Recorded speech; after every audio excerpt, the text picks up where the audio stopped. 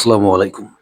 আজকে যে ঘটনাটি বলতে যাচ্ছি সেটা ঘটে যায় ফরিদপুর জেলার কোনো এক উপজেলায় বসবাসকৃত একজন জেলের সাথে। ঘটনাটি যখন ঘটে তখন লোকটির বয়স ছিল ৫০ থেকে ৫৫ বছরের মধ্যে আনুমানিক। লোকটির নাম শারজিল কারী। আরেকটা কথা বলতে চাই, আমরা যে ঘটনাগুলি আপনাদেরকে বলি সেগুলো সম্পূর্ণই আমরা চেষ্টা করি সত্যি ঘটনাগুলোকে কালেক্ট করতে। এখন বিশ্বাস করা না করা সম্পূর্ণই আপনার ব্যাপার। ঘটনাটি ঘটে শার্জিল কারীর সাথে যখন তার বয়স আনুমানিক ৫০ থেকে ৫৫। শার্জিল কারী একটা প্রত্যন্ত গ্রামে বসবাস করে এবং গ্রামের পাশ দিয়ে একটা নদী বয়ে গিয়েছে। যে নদী থেকে তিনি মাছ সংগ্রহ করেন এবং নদী স্থানীয় বাজারে বিক্রি করে তাদের জীবিকা নির্বাহ করেন। শার্জিল কারী যেহেতু পেশায় একজন জেলে, তো তিনি প্রায়শই রাত্রিবেলা মাছ মারতে বের হতেন। রাত্রি ১০টা-১১টার দিকে তিনি বাড়ি থেকে বের হতেন। ভোর ৪টা-৫টা পর্যন্ত মাছ ধরে তিনি বাড়ি ফিরে আসতেন এবং সকালে সেগুলো বাজারে বিক্রি করতেন। ঘটনার দিন শার্জিল কারী ৮-১০টা দিনের মতোই সুস্থ স্বাভাবিকভাবে বাড়ি থেকে বের হন নদীর উদ্দেশ্যে এবং তার সাথে তার পোষা ২টি কুকুর। তিনি যেই কুকুরগুলোকে সবসময় মাছ ধরার সময় সাথে নিয়ে যেতেন। যেহেতু অনেক রাত্রি পর্যন্ত মাছ মারতেন, তো একদম নিঃসঙ্গ হয়ে যেতেন তিনি। সেক্ষেত্রে একটা কুকুর বা একটা প্রাণী সাথে থাকলে পরে তার একটু হয়তোবা কমফোর্ট ফিল করতেন তিনি, এরকম কিছু একটা তার ভাষায় আমি বলছি ঘটনাটি। বলে রাখা ভালো যে তার বাড়ি থেকে তিনি যেই ঘাটে নৌকা রাখতেন সেই ঘাটে যাওয়ার সময় অনেক বড় একটি জঙ্গল, একটা বাঁশের ঝোপ পার হয়ে যেতে হয়। জঙ্গলকে নিয়ে গ্রামের লোক অনেক সময় বলে যে এই জঙ্গলে নাকি অনেকেই অশরীরী বা নেগেটিভ এনার্জি বা যেটা আমরা বলি যে জিন বা ভূত এরকম কোনো কিছুর অস্তিত্ব লক্ষ্য করেছে বা অনেকে অনুভব করেছে বা অনেকের সাথেই খারাপ কোনো কিছু ঘটেছে।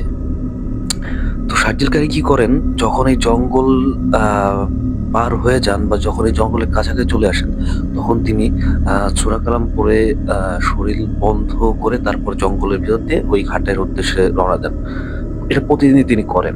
প্রতিদিন শার্জিল কারী মাছ ধরে বাসায় চলে আসে এবং সেগুলোকে গ্রামের বাজারে, স্থানীয় বাজারে বিক্রি করতে চান। কিন্তু ঘটনার দিন শার্জিল কারী বাসা থেকে ঠিক সুস্থ সবলভাবে বের হন।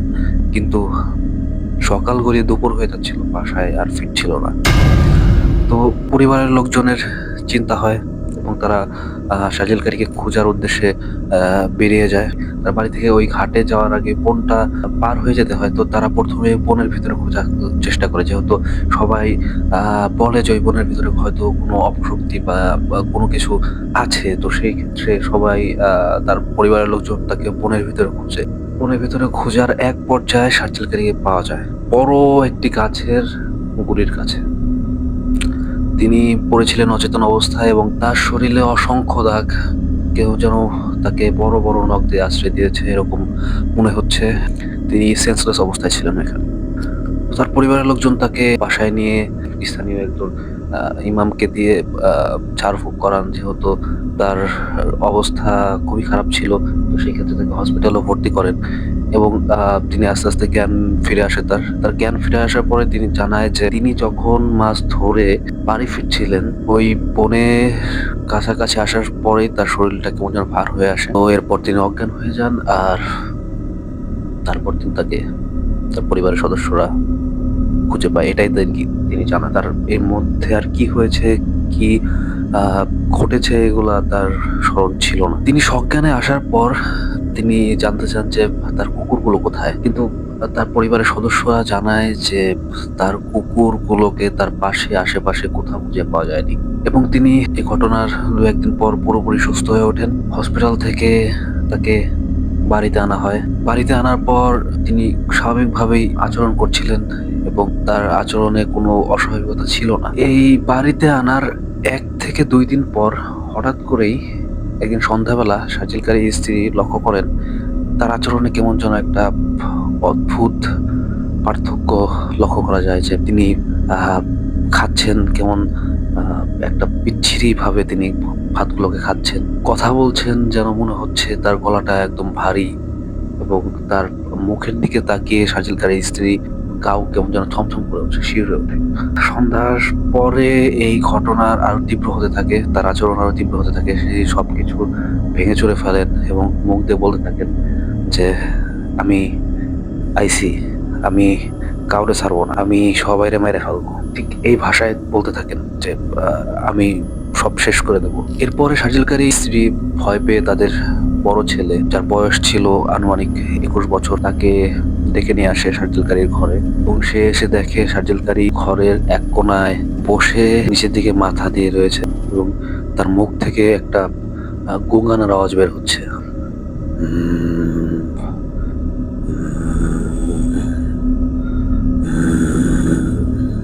তার ছেলে এই অবস্থা দেখে তার স্থানীয় একজন ইমামকে ডেকে আনেন এবং ইমাম এসে জানান যে তার উপরে কোনো একটা জিন বা কোনো একটা বদ জিন তার উপরে আসর করেছে। এই ক্ষেত্রে ওই ইমাম জানান যে এই সমস্যার সমাধান তিনি করতে পারবেন না, এটা খুব শক্তিশালী একটা জিন, তাকে বড় কোনো আলেম বা আল্লাহওয়ালা ব্যক্তির কাছে নিয়ে যেতে হবে। শার্জিলকারীর পরিবার হতাশ হয়ে পড়ে এবং অনেক হুজুর, কবিরাজ, তান্ত্রিক এদের কাছে নেওয়া হয়, কিন্তু সবাই আসলে একই কথা বলে যে এটা তাদের সাধ্যের বাইরে।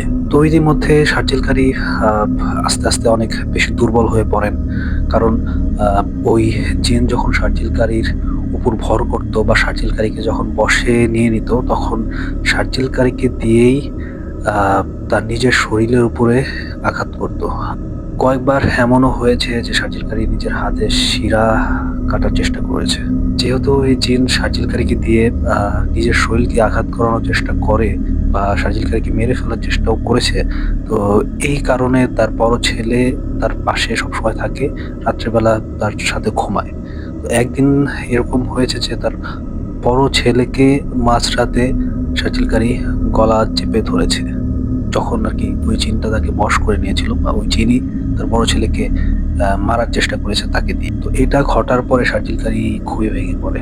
তিনি ভাবেন যে তাকে যে জিনটা ভর করেছে সে তো তাকে মেরে ফেলতে যাচ্ছে, তো সে যদি কোনোভাবে মারা যায় তাহলে হয়তো বা তার ফ্যামিলির কোনো ক্ষতি হবে না।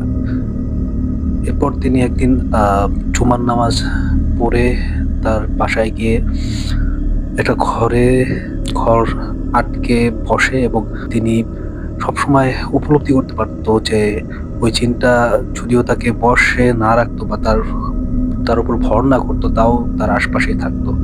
মানে তার কাছে তার এরকম উপলব্ধি হতো যে কেউ সব সময় তাকে দেখছে।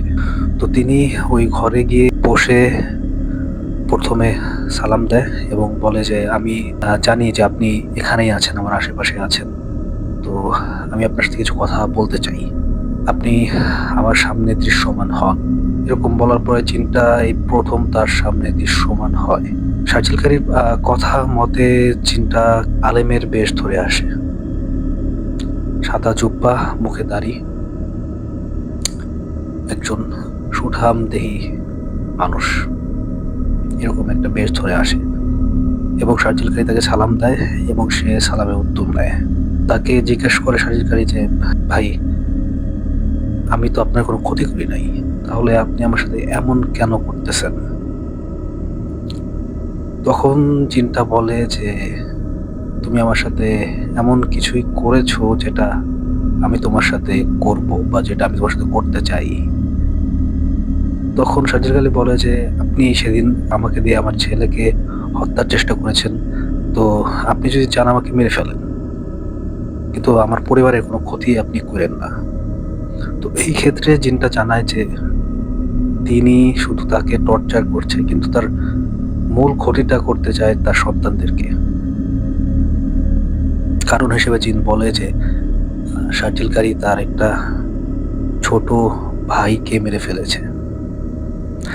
তো এইখানে শার্জিলকারী তো বুঝতে পারে না যে তিনি কিভাবে একজন জিনকে হত্যা করলেন। তখন ওই জিনটা বলে যে তার ছোট ভাই ওই বনের ভিতর দিয়ে সাপরূপে সবসময় আসা যাওয়া করতো। তো একদিন শার্জিলকারী ওই বনের ভিতরে যাওয়ার সময় একটি সাপ মারে। তখন শার্জিলকারীর মনে পড়ে যে হ্যাঁ, তিনি একটা সাপ মেরেছিল, কিন্তু সেই ক্ষেত্রে তিনি শার্জিলকারী জানায় যে এটা হয়তো আমার ভুল ছিল, কিন্তু আমি তো জানতাম না যে ওইটা সাপ না। আমি তো জেনে শুনে ওটা করি নাই। কিন্তু ওই জিনের কথা ছিল যে তুমি জেনে শুনে এটা করোনি বা করেছো, এটা আমি জানতে চাই না।